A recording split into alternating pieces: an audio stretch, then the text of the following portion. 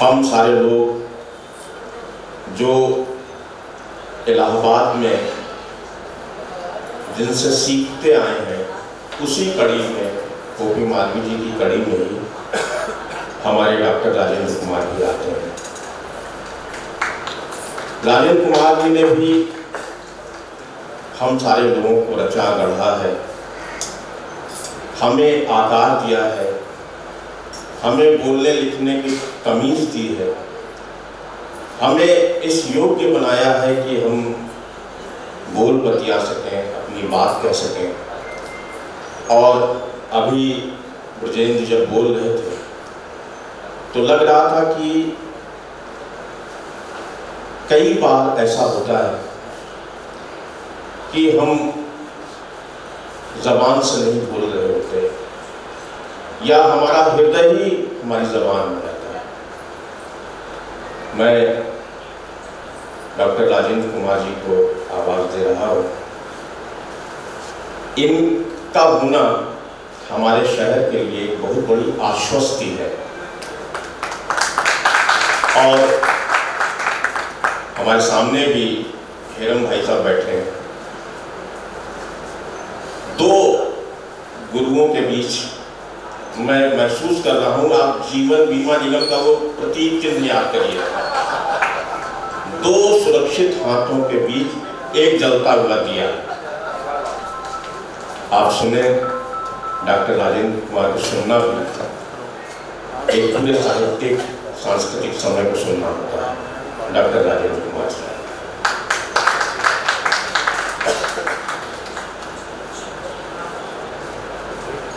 आज की इस सभा के मुख्य अतिथि ब्रजेंद्र त्रिपाठी जी, जिनको सम्मानित किया जा रहा है आज, कहानीकार मित्र नवीन कुमार नैथानी जी, मंच पर हमारे वक्ता अनिता गोपेश और वी.एस. खरे, मेरे सामने बहुत ऐसे मित्र बैठे हुए हैं जो आज है, और इनकी उपस्थिति हरिनारायण जी बैठे हुए हैं, योगेंद्र नाहुला जी बैठे हुए हैं, अजामिल जी बैठे हुए हैं, हरिशंकर द्विवेदी, अविनाश, बहुत से लोग ऐसे हैं। ये मेरा सौभाग्य है, ये मेरा सौभाग्य है कि इन सब के बीच मैं जो पा जाता हूँ, जो आज दुर्लभ हो रहा है। ये जरूर है कि जब किसी लेखक मित्र के सम्मान के अवसर पर मुझे शिरकत करने का न्योता दिया जाता है तो खुशी तो होती है, पर कई प्रश्न भी मन में उठने लगते हैं। बहुत खुशी की बात है, नवीन नैथानी जी को हम सम्मानित कर रहे हैं। खुशी इस बात की भी होती है कि तीन पीढ़ियां हमारे समय में, हम उस समय में जब तीन पीढ़ियां एक साथ रचना में सक्रिय है, ऐसे समय में साहित्य का भूगोल बहुत व्यापक हो गया है, बड़ा हो गया है, अक्षांश देशांतर साहित्य के फैल गए हैं। खुशी होती है।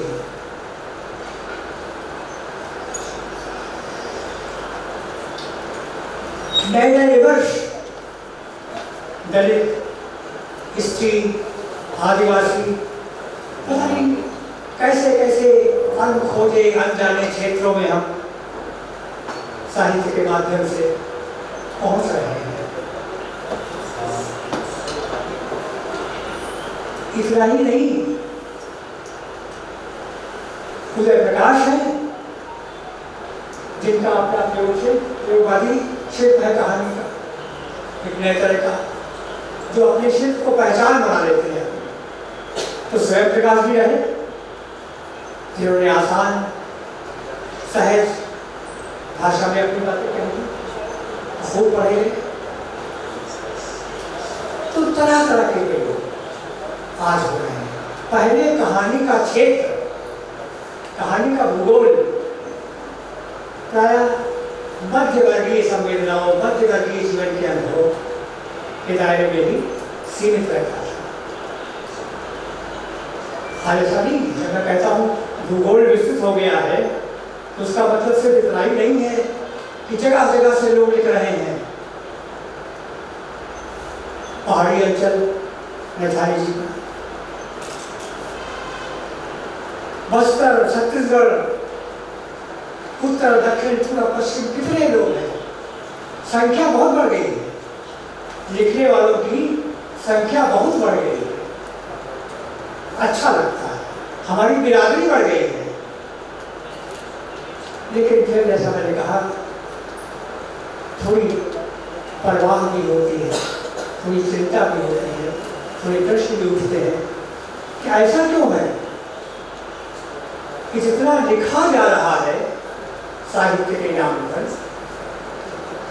वो जहां पहुंचना चाहिए वहां पहुंच नहीं पाता है। लिखे जाने के अनुपात में पढ़े जाने का अनुपात उल्टा हो रहा है। पढ़ने की संस्कृति क्षरित हो रही है। और अब तो कभी कभी ऐसा भी लगता है कि लिखने वाले भी अपना ही लिखा पढ़ते हैं। अगर कोई पत्रिका आती है, शायद मैं भी ऐसा करता हूँ, कह नहीं सकता,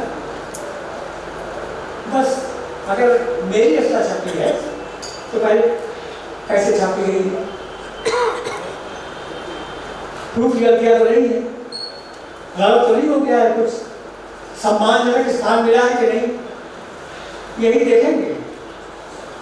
और बाकी चीजें हम देखिए, कितनी मोटी मोटी पत्रिकाएं लिखा करती हैं। हमारे हरनारायण जी अच्छा करते हैं, बहुत चर्बी नहीं चढ़ाते। पत्रिका जितनी पढ़ ली जाए उतना ही कलेवर रखते हैं। और कहानियां भी, कुछ कहानियां ऐसी होती है उपन्यास मालूम पड़ती हैं, लंबी, कुछ बहुत बौद्धिक तरह के लेख छपते हैं जो बुद्धिजीवियों के लिए शायद तथाकथित बौद्धिकों के लिए कुछ काम के हों, सामान्य आदमी को नहीं पड़ते। तो ये हाल है। और समाज, हिंदी समाज की विडंबना ये है कि वो अपने साहित्यकारों का सम्मान करने की वह तमीज जो बंगला समाज में है, जो मराठी समाज में है, तमिल तेलुगु में है। अब सोचिए, बड़बड़ राव जो कविता पढ़ते हैं, हजारों लोग बैठे होते सुनते हैं, और हम 25-30 लोग मिल जाए बहुत धन्य मान लेते हैं। हमें फिक्र नहीं है कहाँ पहुँच रहे हैं, कितनों के बीच पहुँच रहे हैं, हमें इसकी चिंता नहीं है। हमें स्थान कैसे मिला है पत्रिका में, बस इतना ही हम देख रहे हैं। तो ये सब चीजें प्रश्नात्मक भी करती हैं, कुछ मन को बेचैन भी करती हैं। और सत्ता प्रतिष्ठानों से जो पुरस्कार मिलते हैं, जो सम्मान मिलते हैं, उनके नेपथ्य में कितना अंधेरा है ये बताने की जरूरत नहीं है। ऐसे में संतोष करना पड़ता है कि कुछ परिवार हैं, साहित्य प्रेमी, संस्कृति प्रेमी परिवार हैं अब भी, जो अपने सीमित साधनों के बावजूद ऐसे मौके निकालते रहते हैं कि साहित्यकारों को सम्मानित किया जाए। ऐसा ही एक मानवीय परिवार हमारा सौभाग्य है कि हमारे इलाहाबाद में है। कई उस परिवार के कई सदस्य यहाँ बैठे हुए हैं।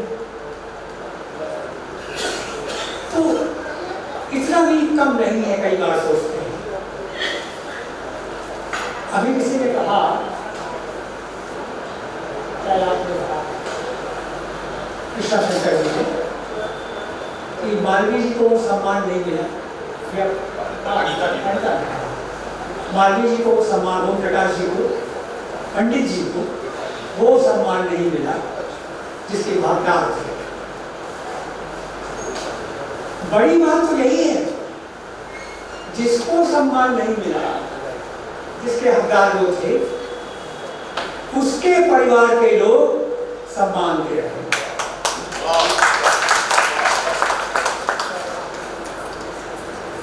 इतना भी कम नहीं। थोड़ी सी ऑक्सीजन इस प्रदूषित पर्यावरण में हमको इस तरह भी मिलती रहे तो शायद थोड़ा लगता है कि साहित्य भी है, कुछ है, बचा हुआ है, लेखकों का कुछ होना मतलब लगता है। तो ये मौका ऐसा है, मैं नवीन भाई को बधाई देता हूँ कि इस सम्मान को लेने के लिए वो यहाँ आए। जहाँ तक मुझे याद पड़ता है, इनकी एक कहानी मैंने पहले हंस कर पढ़ी थी।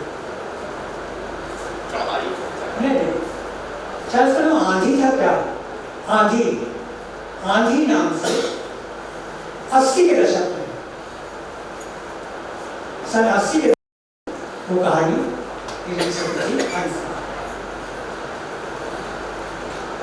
ये बात मैं इसलिए याद कर रहा हूँ कि 80 के ही दशक में मैंने एक पत्रिका शुरू की थी, आप जानते हो शायद, अभिप्राय नाम से। तो संपादक को थोड़ी चिंता रहती है ना। अच्छा, उन दिनों में खुद भी थोड़ी बहुत कहानियां वाले लिखता था, जो संग्रह के रूप में बाद में आई संग्रह आया उसका। तो उन दिनों अभिप्राय के निकालने के नाते फिक्र रहती थी, उत्सुकता रहती थी, कहाँ कौन कौन नए लोग लिख रहे हैं। तो कई पहाड़ी अंचल के मित्र भी हमारे यहाँ आते थे। बटोरी तो खैर इलाहाबाद में पढ़े लिखे बहुत दिन रहे, तो उनसे बातें होती थी। मटियानी की थी, शेखर की थी, लेकिन नए लोग, गंभीर सिंह पालनी हफ्तों रहता था हमारे यहाँ, चले ये रहते थे। बल्कि मेजर कहानी का ड्राफ्ट, पहला ड्राफ्ट हमारे ही यहाँ, हम धीरे के मकान रहते थे, तो उसी में यूनिवर्सिटी के सामने घर था। अच्छा, ये लोग बड़ा अच्छा ये लगता था कि ये मेरे शिष्य नहीं थे, मैंने यूनिवर्सिटी विद्यार्थी नहीं थे मेरे, पता नहीं कहाँ से पता होता देख लेते थे, कुछ छपा कहीं, तो उन दिनों पत्रिका के नीचे पते भी दिए होते थे, अभी दिए होते थे, तो छपता था, तो वो लोग चले गए। तो मेरे कहानी छपी, मेरे कहानी उसने लिखी, तो हमने उससे कहा गंभीर से कि यार ये अभी थोड़ा इस पर और मेहनत करो। तो उसने की मेहनत, और फिर वो कहानी अच्छी बन गई। अभिप्राय में तो हम नहीं छाप पाए उसको, क्योंकि उन दिनों अभिप्राय किन्हीं व्यक्तिगत कारणों से स्थगित थी 2-3 साल के लिए। लेकिन कालिया ने उसे वर्तमान साहित्य के कहानी विशेषांक में छापा, और फिर बड़ी चर्चा भी उसकी मेरे कहानी की। तो कहने का आशय ये कि उन्हीं दिनों जब नए नए कहानीकारों, नए नए कवियों, नए नए रचनाकारों को की खोज में रहता था, तो उन्हीं दिनों इनका नाम भी, नवीन जी का नाम भी आया। तो अच्छा लगता है वो मेरी याद करके। वो नई, वो लघु पत्रिकाओं के आंदोलन का दौर था। आज की तरह नहीं, लघु पत्रिका की तरह नहीं, पर वो आंदोलनात्मक भूमिका खत्म हो गई। वो दौर लघु पत्रिकाओं की आंदोलनात्मक भूमिका का दौर था। व्यावसायिक पत्रिका भी निकल रही थी प्रतिष्ठानों से, और लघु पत्रिकाएं अपना अलग, उनका स्वर अलग था, पहचान अलग थी। नए लोग लघु पत्रिकाओं में छपना ज्यादा अच्छा समझते थे अपेक्षाकृत उन रंगीन पत्रिकाओं में छपने। तो ये वो दौर था जब मेरा परिचय नवीन मैथानी से हुआ। फिर ज़्यादा तो नहीं पढ़ पाया इनको, लेकिन सौरी की कहानियाँ पढ़ने का मौका मुझे लगा। मुझे नवीन नैथानी की कहानियाँ पढ़ते हुए पता नहीं क्यों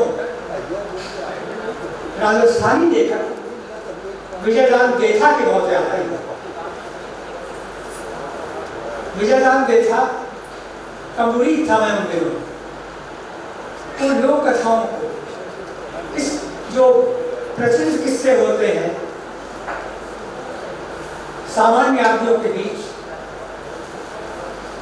इतिहास है कि नहीं है, मिथक क्या है, इतिहास क्या है, ये सब भूल करके एक ऐसा यौगिक, मैं थोड़ा साइंस का विद्यार्थी भी रहा हूँ, तो कंपाउंड और मिक्सचर जैसे साइंस में चलते हैं, तो एक कंपाउंड ऐसा यौगिक विजयदान देथा, जिनको हम लोग प्यार से लीची कहते थे, तो उनकी रचनाएं पढ़कर बड़ा अच्छा लगता था। बड़ी सहज भाषा में और लोक शैली में बातें, लोक कथा में अपने समय की कथा कह देना, मिथक अवास्तविक लगते हैं, लेकिन अवास्तविक मिथकों में अपने समय की वास्तविकता को संप्रेषित कर देना, ये कला नीची को आती थी। तो वैसा ही कुछ मुझे, बल्कि सौरी की कहानियां में एक कहानी है पारस। तो पारस में एक जगह ऐसा कुछ वाक्य है कि सौरी के जो सौरी एक पहाड़ी अंचल, तो सौरी के बाशिंदे इतिहास को मिथक में गूंथ कर इस तरह रखते हैं कि इतिहास नष्ट भी हो जाए तब भी उनकी तड़प, उन बाशिंदों की तड़प, उनका होने का अर्थ, उनकी बेचैनियां उनको उभरती है। तो लोक कथा, थोड़ा इतिहास, थोड़ा मिथक, किससे प्रसिद्ध कहानियों के जरिए ऐसा गूंथ देना कि वो अंचल सजीव हो। आंचलिक नहीं है कहानियाँ, इनकी कहानियों को आंचलिक नहीं कहा जा सकता, लेकिन वो आंचलिक वाली शैली न होते हुए भी ऐसे वो अंचल सजीव होकर के कहानी में आ जाता है। ये इनकी कहानी मुझे खास लगा और आज इनको सम्मानित करने का मौका है और हम हैं यहाँ, इसलिए बहुत अच्छा लग रहा है, इनको बधाई देता हूँ। और जिसकी स्मृति में जिसके नाम के साथ, जिस दंपति के नाम के साथ ये सम्मान जुड़ा हुआ है, उसके बारे में भी बहुत कुछ कहा जा चुका। 2-3 बातें हैं। वो अध्यापक थे अंग्रेजी के, लेकिन विद्यार्थी भी इसी यूनिवर्सिटी के थे। और सोचिए, जानते हैं उनके विद्यार्थी जीवन में उनके सहपाठी कौन थे? शमसुर रहमान फारूक, इनका नाम जरूर सुना होगा।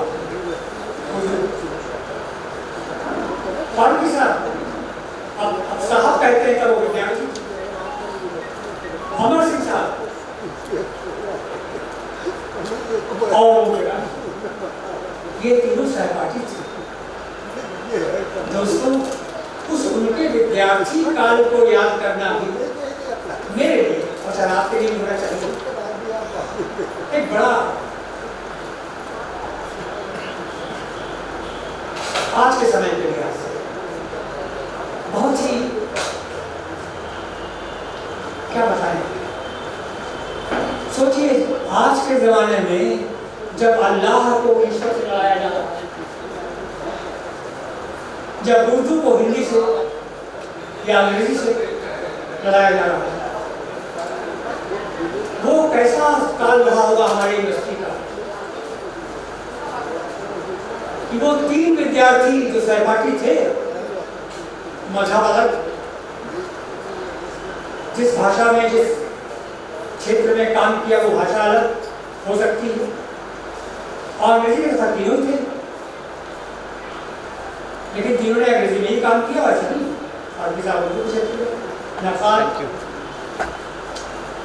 अमर सिंह साहब लिखा लिखा कुछ नहीं, अमर सिंह साहब ने लिखा लिखा कुछ नहीं, ऐसा विद्यार्थी जो लोकली था लेकिन लिखा लिखा कुछ नहीं। पर जब बोलते थे, जब उनका साथ पा जाते थे हम लोग, तो जिस प्रसंग में कोई बात छेड़ लो, ठगों को कैसे कब्जे में लाया गया, अमर सिंह साहब बोलेंगे धारा प्रमाण, बाकायदा नाम लेकर कौन सा वो अंग्रेज था जिसने कैसे ठीक किया, नियंत्रित किया, विवरण इसमें बड़ी तेज।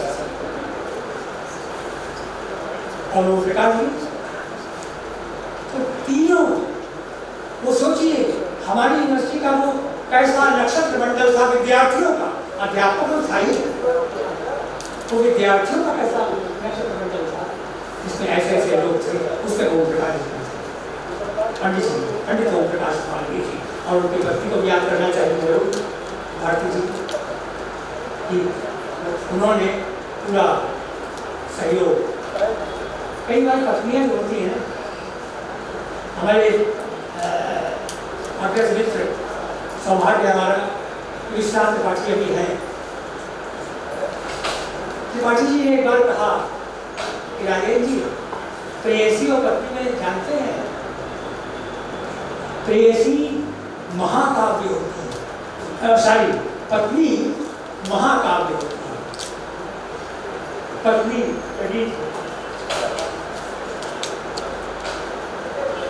तो पत्नी को महाकाव्य का दर्जा होता है। ऐसी भारती जी बहुत बातें कही जा सकती के बारे में, प्रकार से मिली पीछे से उनको पूरा ध्यान रखने के लिए सारा करूँगा। ओम प्रकाश जी सांस्कृतिक एक्टिविस्ट भी थे, मुझे याद है वो दिन, उन दिनों 3, जैसे कि हमने 3 नाम लिए, भारती साहब, अमर सिंह साहब, ओम प्रकाश जी, ओम प्रकाश मालवीय जी, ऐसे ही एक प्रसंग में 3 नाम और हुए, लाल बहादुर जी भी यहाँ से हुए। जब भी कोई प्रतिरोध मार्च निकलता था, हम लोग जब भी कोई ऐसी बात होती थी कि प्रतिरोध में कोई जुलूस निकलना है, तो 3 बुजुर्ग हमारे जरूर पेश रहते थे। अब तीनों स्मृति शेष हैं।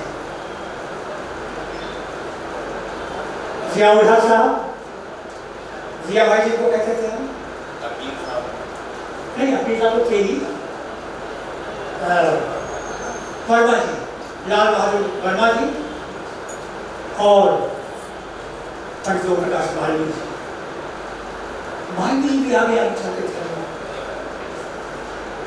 ऐसा लगता था हमें आज सिर्फ महसूस करते।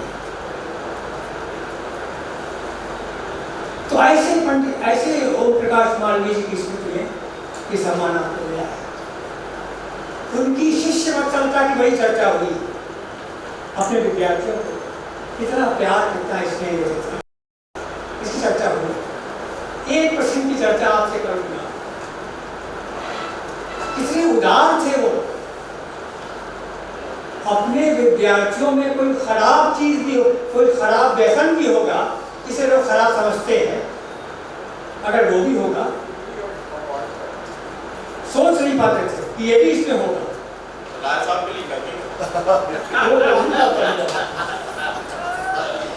सोच नहीं पाते थे।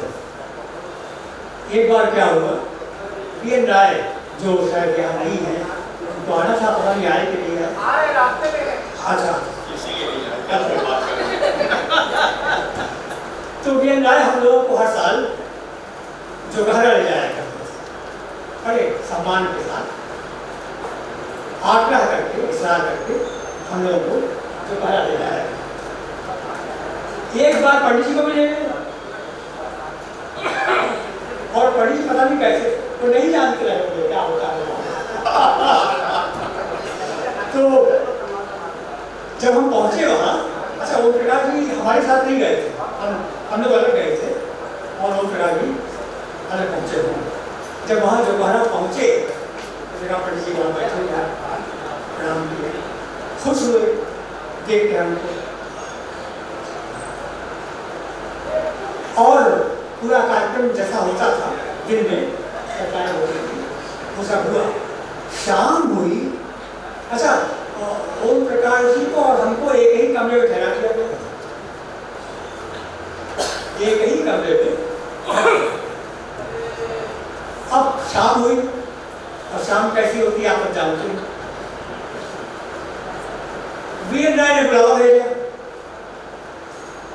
मैंने पंडित से कहा अभी आता हूँ, उठा और चला गया।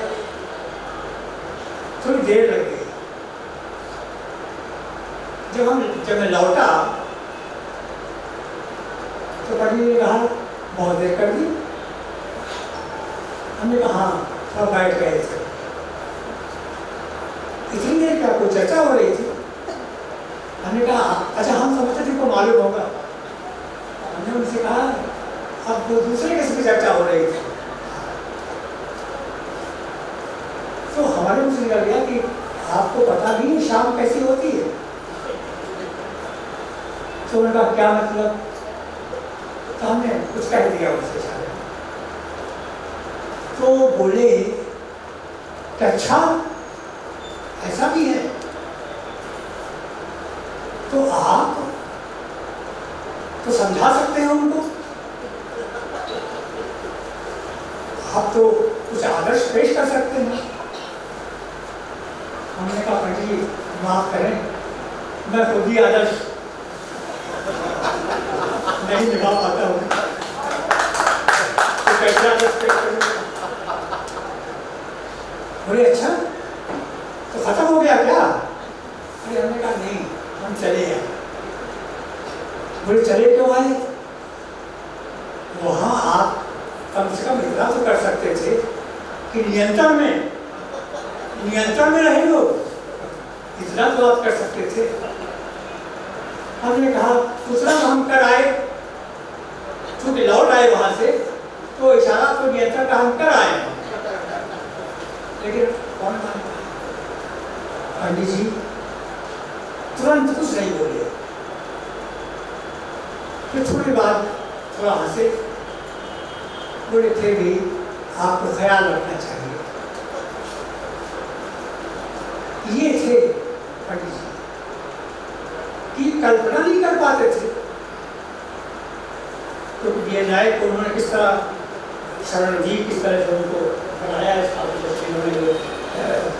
भजन जी ने भी बताया। तो अपने शिष्यों को करते थे, लेकिन शिष्यों में कुछ गड़बड़ किया जा रहा है, कुछ और भी करने वाले लोग हैं शिष्यों में, इसका अंदाज होने लगा पाते थे। लेकिन जाना तो बुरा नहीं माना, फिर हमसे कुछ नहीं कहा, चुप रह गए। तो ऐसा था उनका इतना उदार अपने शिष्यों के प्रति। और मेरा ख्याल मैं दावा तो नहीं कर सकता, लेकिन ये जरूर मेरा अंदाज है कि शायद को जान लेने के बाद भी कोई शिकायत शायद विभूति से ओम प्रकाश जी नहीं की, उतना ही इसमें बात भी देते। तो ऐसे थे ओम प्रकाश जी जिनको हम आज याद कर रहे हैं और जिनकी स्मृति में ये सम्मान नवीन जी को दिया था। मैं समझता हूँ हमारा तो सीना चौड़ा हो ही रहा है।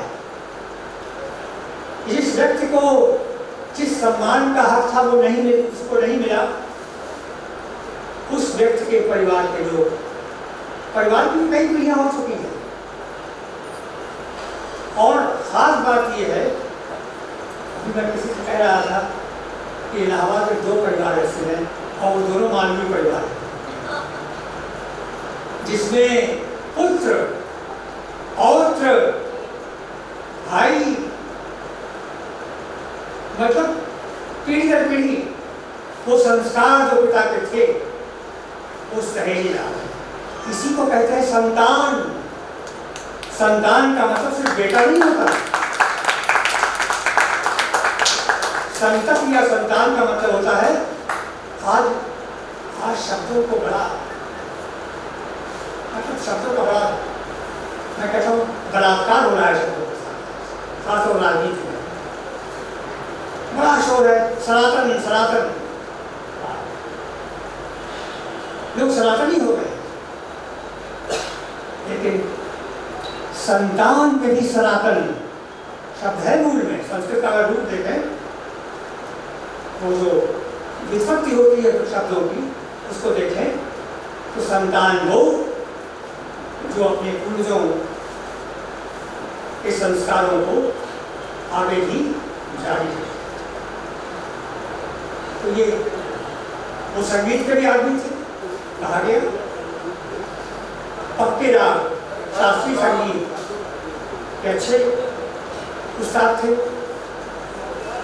मुझे याद है जब भी फैज फिराक निराला पर कोई कार्यक्रम होता था तो पहले ही हम लोग मान के चलते थे कि आज पंडित जी होंगे उस आयोजन में, और ज़रूर उनसे हम जिस व्यक्ति के बारे में आज समारोह है उस व्यक्ति की कोई कविता, कोई गज़ल, कोई गीत जरूर गा के सुनाएंगे और सुनाते थे। तो साहित्य, संगीत, कला का पूरा एक सनातन प्रवाह इस परिवार ने संरक्षित कर रखा है। ये हम लोग की दूसरी बात है। और इस परिवार के द्वारा आयोजित ये सम्मान नवीन जी को मिल रहा है, इस उम्मीद के साथ मिल रहा है, हम सबकी इस शुभकामना के साथ मिल रहा है कि इनकी रचनाशीलता में और नई नई उठाने आए। वो गाना है ना, जोरे शबाब हो और ज्यादा, तो इनकी रचनाओं का शबाब और ज्यादा हो, इस कामना के साथ आप बहुत बहुत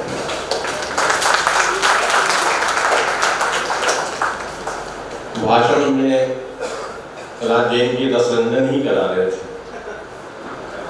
मैं बधाई देता हूँ। और संस्मरण विधा होती ही ऐसी है कि खत्म होते होते फिर शुरू हो जाती है, फिर खत्म होने को होती फिर शुरू हो जाती है, चीजें याद आने लगती हैं क्रमशः। पर्वत के रचनाकारों को याद कर रहे थे हमारे डॉक्टर साहब, अभी हरिश्चंद्र पांडे भी हमारे बीच दिख रहे हैं, तो उनका भी स्वागत करता हूँ। और शैलेय को याद किया उन्होंने, उनकी वो कविता है कि पस्त हिम्मत लोगों से एक सवाल, हिमालय ऊंचा है या बछेंद्री पाल।